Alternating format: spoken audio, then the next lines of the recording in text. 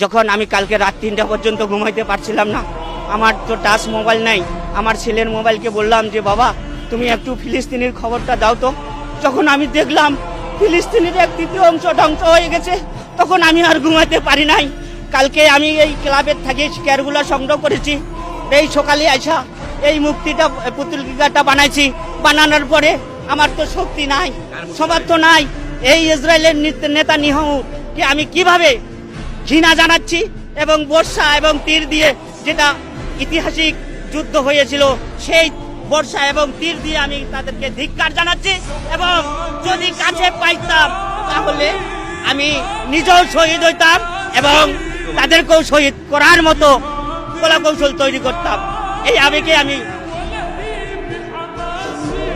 সবচেয়ে বড় কথা, এই অসহায় শিশুদের, যে ছোট বাচ্চাদের গর্ভধারণের মানা তারা নিহত হয়েছে, এর চেয়ার বলার কিছু নাই। আগামী প্রজন্ম যারা, তাদেরকে আমরা ধ্বংস করে দিচ্ছি। একজন মানুষকে হত্যা করা একটা পুরো জাতিকে ধ্বংস করা।